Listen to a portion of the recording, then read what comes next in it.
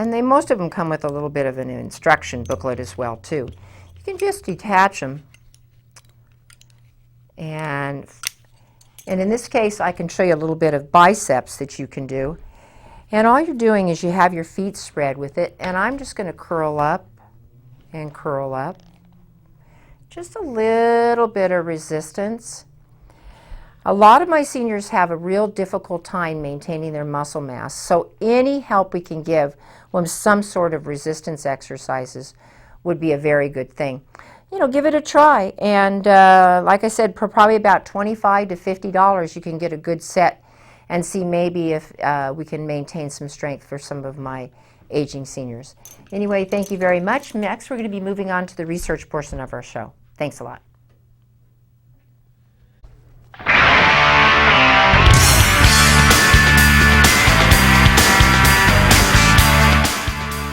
Hi, welcome to the research portion of our show. And with us today is Ralph Turchiano. And thank you for that intro. And once again, another blow to pregnant women and their offspring, especially when it comes to diabetes type 2 and obesity. Now, an interesting article, and this was released in the International Society of Endocrinology this June 22nd.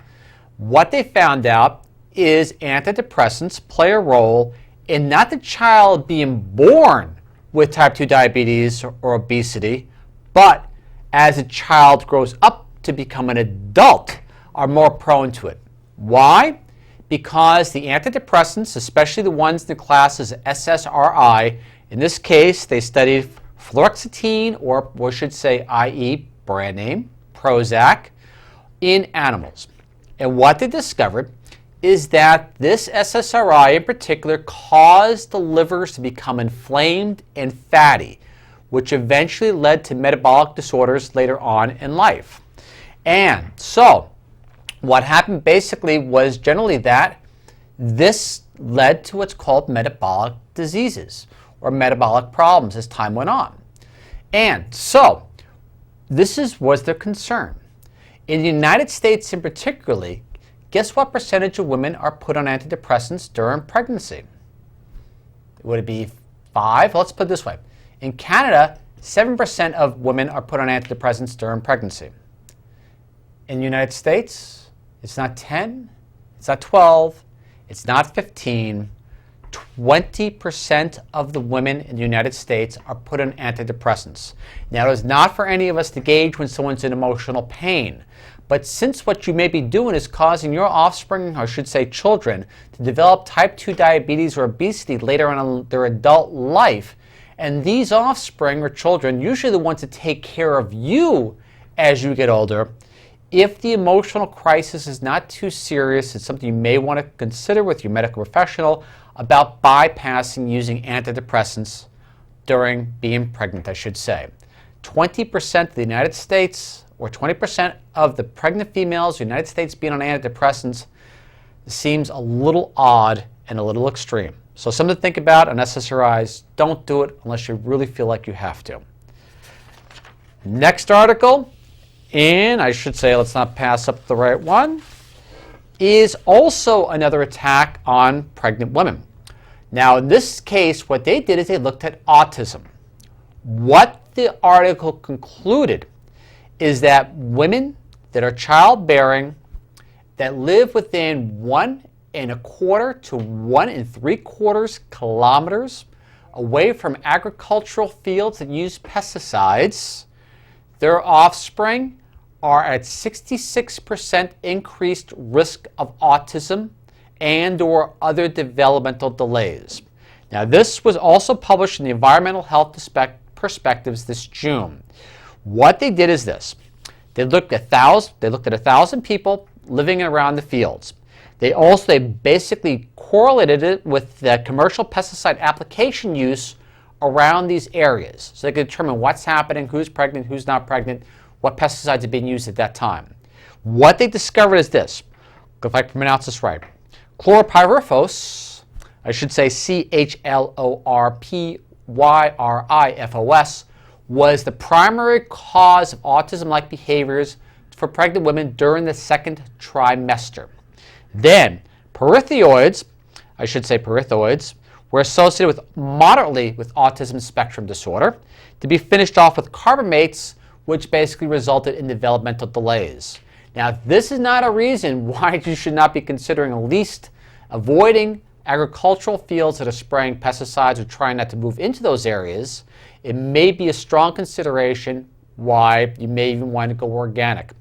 Considering the fact that pesticide fields and the risk of autism and developmental delays is that great in those areas, it should actually be a responsibility that you try to avoid as many pesticide-ridden foods as possible, because obviously by patronizing pesticide-ridden foods, you may also be contributing to individuals' developmental delays or autism rising in your state, meaning that even though you're saving money by buying pesticide-ridden foods, in the end it will cost you more in suffering and other attention deficit or disorders later on in someone else's life.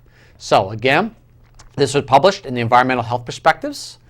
Children growing up around farm fields that utilize pesticides within 1 1/4 to 1 3/4 have a 66% chance of developing developmental delays, as opposed to people which don't live in areas where they use so many pesticides or further away. After that, we look at fracking. Now, fracking has been very controversial for quite some time. And what we discovered here, and this was also presented at the International Society of Endocrinology, this is June 22nd, 2014, at the Endocrine Society. They titled a research paper called Hormone Disrupting Activity of Fracking Chemicals Worse Than Initially Found. Now, what they did is they looked at all 24 chemicals utilized in fracking, self-hydraulic fracking in particular. What they found is every single one of those 24 chemicals had an endocrine disrupting ability. In their words, they call it EDCs. And let's go before we go into the meat of it. What they also did is most your endocrine disrupting chemicals used in fracking have been researched in regards to either estrogen blocking or estrogen effects or androgen effects like testosterone and things like that. They wanted to basically cover it a little further, especially if I can pronounce it properly, your thyroid hormones and glucocorticoid hormones as well, and also progesterone. So they wanted to cover the field to see what these chemicals do in regards to progesterone, thyroid hormones, and glucocorticoids. And they discovered they have significant impact. And this is what they've said. Of the 24 common fracking chemicals that the colleagues tested for EDC, endocrine disrupting chemicals, activity in human cells, 20 of the 24 block the estrogen receptor, preventing estrogen from binding to the receptor and being able to have its natural biological responses. 17 of the chemicals blocked the androgen receptor, 10 hindered the progesterone receptor, and 10 blocked the glucocorticoid receptor, and 7 blocked the thyroid receptor. Now, here was the caveat. When they looked at these fracking chemicals in the natural water supply, or I should say drinking water in the areas, each one was too minor really to be of any serious impact. But like axis of evil, each one in its negative impact when combined had dramatic impact on the endocrine disrupting effect on anything. And this was in common drinking water, they found out. So, like having a bad Congress or Senate where each senator or congressman is just a little bit bad, but all together they form a symphony of destruction. And this is kind of what happened with the fracking chemicals itself. They looked at the combined effect of all of them and not just in its individual effect. They also said that basically we don't know what the adverse health consequences might be in humans and animals exposed to these chemicals, but infants and children will be most vulnerable because they are smaller, and infants lack the ability to break down these chemicals. Again, the smaller infants or children to be are really getting the brunt of a large portion of these chemicals being pumped into our environment. Now, this is nothing against hydraulic fracking per se, but you know what? find a better way or cleaner way of doing it. That's all they're saying. Now, also from the International Society of Endocrinology and the Endocrine Society, this time they met in Chicago this June 23rd. Let's look at bisphenol substitutes. A lot of you, when you get something and you think it's bisphenol A free, they use something called bisphenol S, which is turning out to be the evil twin of bisphenol A. I'm just going to run down real briefly and not go into detail how bad this turned out to be. So I'm just going to read you the headlines and maybe a little excerpt. This all came out within the past couple of days. Bisphenol A-like chemical disrupts heart rhythms in females. Exposure to bisphenol S increased the heart rate of female rats in distress conditions, which led to arrhythmias. Heart rhythm abnormalities caused the hearts to race faster, but it did not happen necessarily in male, but it definitely impacted the females as far as messing with the heart rate, heart rhythm, and arrhythmia itself. So if it says BPA free, doesn't mean you're not clean or clear of BPS. Exposure to BPA substitute causes hyperactivity in brain changes in fish.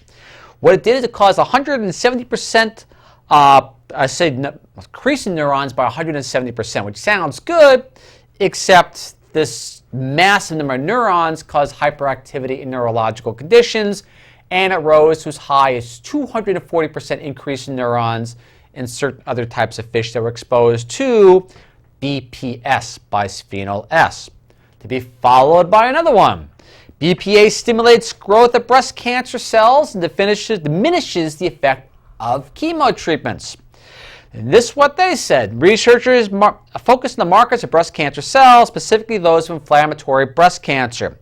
They discovered several agents which cause proliferation and inflammation of the breast cancer cells itself. Among those agents, BPA was the most active in causing breast cancer cells to proliferate. Also on top of that, it caused them to grow faster. It's with estrogen positive and estrogen negative. So one way or the other, BPA or its evil twin is going to get you. They found out that BPA dosage in the range which observed in regular humans lowered the efficacy of the FDA-approved anti-cancer drugs for these cancers on its own. Then to be followed by the last one. BPA exposure during fetal development raises risk of precancerous prostate lesions. BPA exposure obviously led their offspring to develop prostate cancers later on in life.